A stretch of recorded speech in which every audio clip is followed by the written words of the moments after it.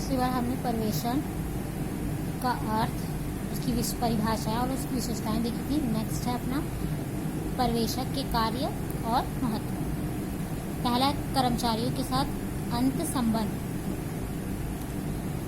पर्यवेक्षक प्रतिदिन कर्मचारियों के संपर्क में रहता है और उनसे मैत्रीपूर्ण संबंध बनाए रखता है। एक अच्छा पर्यवेक्षक कर्मचारियों के लिए मार्गदर्शन, मित्र तथा दार्शनिक के रूप में कार्य करता है। दूसरा है नियंत्रण में सहायक। इसमें पर्यवेक्षक के अंतर्गत पर्यवेक्षक अपने अधीनस्थों के काम पर नज़दीकी नज़र रख सकता है। चल रहे काम के दौरान जहां भी उसे कमी नज़र आए वह तुरंत उसे दूर करता है। तीसरा है संसाधनों का अनुकूलतम उपयोग।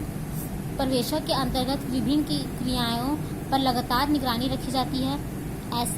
ऐसी स्थिति में मानव, माल, मशीन आदि सभी संसाधनों का बेहतर उपयोग संभव होता है।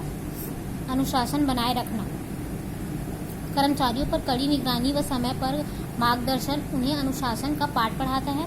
जब कार्य के दौरान उनका विशेष ध्यान रखा जाता है और उनकी हर समस्या को तुरंत हल किया जाता है तो इससे उसके मस्तिष्क पर अनुशासन बनाए रखने का दबाव स्वयं ही बनता है। पांचवा है वापस जानकारी अथवा प्रत्युत्तर। इसमें बोला गया है पर्यवेक्षण के दौरान पर्यवेक्षक कर्मचारियों से लगातार संपर्क बना रहता है। इसके वापस जानकारी अथवा प्रत्युत्तर यानी फीडबैक का काम आसान हो जाता है और प्रबंधकीय निर्णय बेहतर बनते हैं। इसके बाद है निर्देशन तथा पर्यवेक्षक में अंतर। इसमें पहला है अर्थ। इसका अभिप्राय संगठन में मानव संसाधन को निर्देशन देना, उसका मार्गदर्शन करता है ताकि उद्देश्यों को प्राप्त किया जा सके। दूसरा है इसका अभिप्राय अपने अधीनस्थों के दिन प्रतिदिन के काम की प्रगति की देखभाल करने और उनका मार्गदर्शन करने से है। क्षेत्र, इसका स्कोप क्या है? इसका क्षेत्र विस्तृत है क्योंकि पर्यवेक्षण इसका एक तत्व है। इसका क्षेत्र संकुचित है क्योंकि यह निर्देशन का एक तत्व है। प्रकृति, निर्देशन की प्रकृति अधिशासी है और पर्यवेक्षण की प्रकृति कर्मचारी है। इसका संबंध देख लेते हैं। निर्देशन पर्यवेक्षक से संबंधित है। पर्यवेक्षण प्रत्यक्ष रूप में कर्मचारियों से संबंधित है। यह कर्मचारियों और उच्च प्रबंधन के मध्य की कड़ी है। नेक्स्ट है हमारा अभिप्रेरणा। अभिप्रेरणा का अर्थ है, अभिप्रेरणा अर्थात मोटिवेशन की उत्पत्ति मोटिव शब्द से हुई है। जैसे मोटिव का अर्थ व्यक्तियों में छिपी कोई ऐसी इच्छा शक्ति से है जो उन्हें कार्य करने के लिए प्रेरित करता है। इस प्रकार मोटिवेशन का अर्थ है व्यक्ति में छिपी हुई इच्छा शक्ति का उसे अनुभव करना। इसकी परिभाषाएं हैं। अभिप्रेरणा को विभिन्न विद्वानों ने निम्नानुसार परिभाषित किया है। पहला है अभिप्रेरणा को एक लक्ष्य या परितोषण प्राप्त करने की शक्ति के विस्तार की इच्छा करना है। इसकी विशेषताएं। पहला है अभिप्रेरणा एक सतत प्रक्रिया है। व्यक्तियों से कार्य करने के लिए उन्हें निरंतर अभिप्रेरित करना पड़ता है। उनकी आवश्यकताएं असीमित होती हैं और निरंतर परिवर्तित होती रहती है। नेक्स्ट है अभिप्रेरणा एक आंतरिक अभिव्यक्ति या अनुभूति है।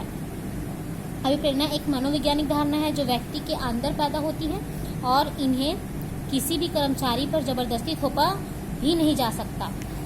नेक्स्ट है अपना अभिप्रेरणा से लक्ष्य प्राप्ति व्यवहार पैदा होती है। जैसे अभिप्रेरणा एक ऐसा शक्ति है जो कर्मचारी को उद्देश्य प्राप्ति की ओर अग्रसर करती है। अभिप्रेरित कर्मचारियों के व्यवहार से स्पष्ट दिखाई देता है कि उनका रुझान उद्देश्य प्राप्ति की ओर है। नेक्स्ट है हमारा अभिप्रेरणा का महत्व। फर्स्ट है यह कर्मचारी की क्रियाओं को गति में लाता है। जैसे अभिप्रेरणा के बिना कर्मचारी संगठन न्यूनतम क्रियाओं के निष्पादन का प्रत्यय करते हैं, जिससे क्रियाओं को गति मिलती है। दूसरा, निष्पादन स्तर में सुधार। अभिप्रेरणा कर्मचारी के निष्पादन स्तर में सुधार करता है, जिसका अर्थ है कर्मचारी समय और संसाधनों के न्यूनतम अव्यय के साथ अपनी पूर्ण योग्यता एवं क्षमता तक कार्य का निष्पादन करना आरंभ करते हैं। नेक्स्ट है अभिप्रेरणा प्रक्रिया। इसमें अभिप्रेरणा प्रक्रिया से हमारा अभिप्राय यह जानने से होता है कि यह कहाँ से शुरू हुआ होकर कहाँ पर समाप्त है। यह ऐसा नहीं है कि जो एक ही झटके में पूरा हो जाए। नेक्स्ट है हमारा आवश्यकता संतुष्टि प्रक्रिया। असंतुष्ट आवश्यकताएं। अभिप्रेरणा प्रक्रिया तब आरंभ होती है जब एक व्यक्ति को किसी चीज की आवश्यकता महसूस होती है अथवा उसे लगता है कि वह किसी चीज की कमी में है। तनाव। व्यक्ति के मस्तिष्क में आवश्यकता असंतुष्ट का विचार आते ही वह तुरंत तनाव में आ जाता है। तीसरा है खोज व्यवहार। यह चरण पर व्यक्ति आवश्यकता संतुष्टि के लिए विभिन्न विकल्पों की खोज करता है। नेक्स्ट है हमारा मौद्रिक एवं अमौद्रिक प्रेरणाओं में अंतर। पहला है नाप। इन्हें मुद्रा के रूप में नापा जा सकता है, इन्हें मुद्रा के रूप में नहीं नापा जा सकता है। संतुष्टि का स्तर। ये निम्न स्तरीय आवश्यकताओं को संतुष्ट करती है।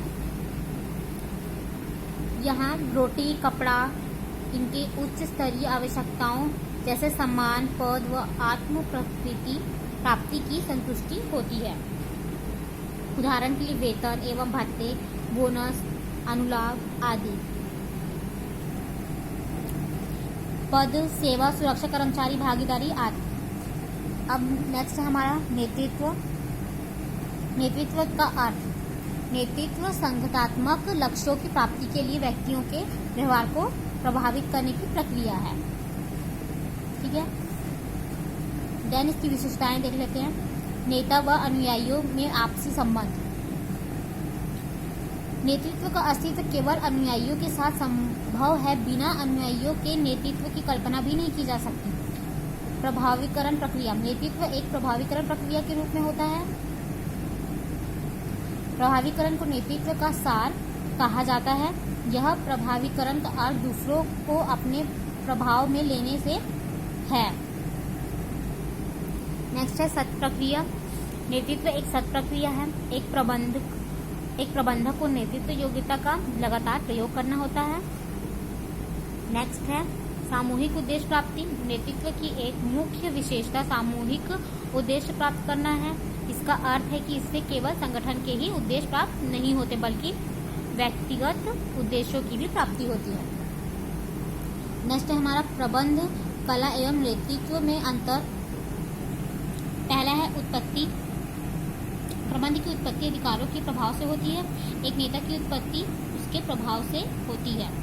अस्तित्व का आधार संगठित समूह अथवा औपचारिक संगठन, असंगठित समूह अथवा अनौपचारिक संगठन। नेक्स्ट है संबंध। इसमें प्रबंधक तथा अनुस्थापकों के बीच संबंध होता है। इसमें नेता तथा उनके अनुयायियों के मध्य संबंध होते हैं।